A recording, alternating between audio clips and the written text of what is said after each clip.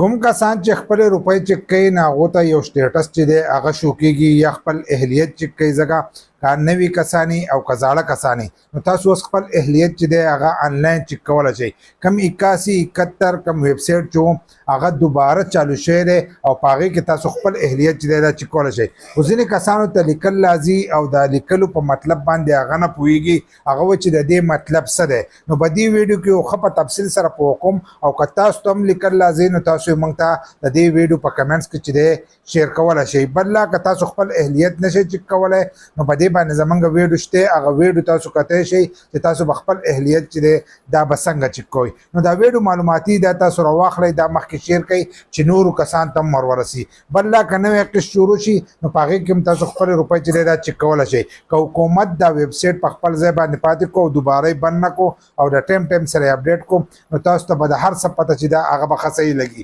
د اهلیت پر ته هم پته لګي په دې کې ځینې داسې کسان دي چې هغو ته د دوباره اندراج میسج راغلی دی میسج راغلی دی نو موبایل ته خو د هغو میسج نه دی راغلی خو هغو ته راغلی دی چې تاسو خپل دوباره رجسټریشن وکړئ لکه کوم ځای کې چې تاسو هلته کې شناخت کارت چک کوئ نو تاسو له تاریخ درکړئ چې تاسو په هغه تاریخ باندې لاړ شئ او خپل دغه چې دی رجسټریشن دوباره وکړئ لکه دوباره اندراج وکړئ ځکه ځینې کسان ته میسج د دې د وجې نه راځي چې هغو هلته کې هغه نمبر چې دی دا غلط ورکړئ او ځینې د هغو په سیسټم کې مسئله نو اکثر هغه میسج راونه لېږي نو په ټایم باندې تاسو له تله پکار دي چې هلته کې رجسټریشن چې دی دا وکړئ یا کم کسان چې دي هغه له ډېر وخت نه روپۍ اخلي نو هغو له خپل اهلیت چې دی دا چک کول لازم پکار دي که تاسو ته هم هلته کې تاریخ وویل چې پلاني تاریخ له راشئ او خپل رجسټریشن چې دی دا دوباره وکړئ نو هغه تاریخ له به ځئ که تاسو رجسټریشن ونه کړو نو ستاسو روپۍ چې دي دا بندېږي لکه په راتلونکي وخت کې به دغه روپۍ چې دي دا به تاسو نه میلاویږي بل لا ځینې کسانو ته راځي جانچ پړتال ورته راځي جانچ پړتال لازم هغه بار بار دا تاسو کوي چې موږ ته جانچ پړتال لازم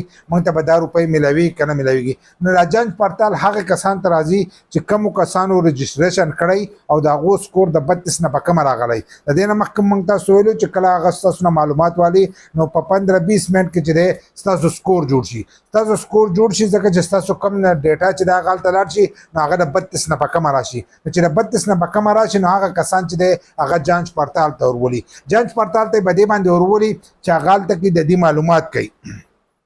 معلومات کوي معلومات دا کوي چې د چې دا کوم معلومات راکړي دي دا معلومات صحیح دي که نه دي د به ویلي چې زما کور خپل نه دی یا زمونږ کره پنکا او دا فریج او دا شیزونه چې دی دا نشته زما په نوم باندې ګاډی نشته زه زیات بیلنس نه استعمالوم نو سکور خو د 32 نه به کمه راغلی خو کله چې هغو معلومات واخلي او هلته کې د هغې معلومات وکړي نو د هغې نه وروسته چې بیا هم دغه سکور په ځای باندې ولاړي نو ستاسو روپۍ چې دی دا سټارټ کوي نو دا جانچ پړتال چې دی دا د دغه د وجې نه لیکلی کېږي زیاتر کسانو یې موږ ته جانچ پړتال لیکلی دی نو جانچ پړتال والا ځینې کسانو را لېږلو نو جانچ پړتال هم د دې د وجې نه لیکلی چې ستاسو سکور د 32 نه په کمی او هلته کې پکې هغه معلومات چې دی دا نور کوي که ستاسو هر سره صحیح وختل نو تاسو ته به روپۍ میلاویږي خو که ستاسو په نوم باندې ګاډی راغی پاسپورټ راغی داسې قسمه قسم نور څیزونه راغله نو ستاسو سکور به هم په پورته شي او تاسو ته بیا روپۍ چې دی دا به نه میلاویږي نو جانچ پړتال والا چې دی هلن سات په هغو چې دی دا به صبر کوي او کومو کسانو چې خپل اهلیت نه چک کړی نو اوس لاړ شئ او خپل اهلیت چې دی دا چک کوي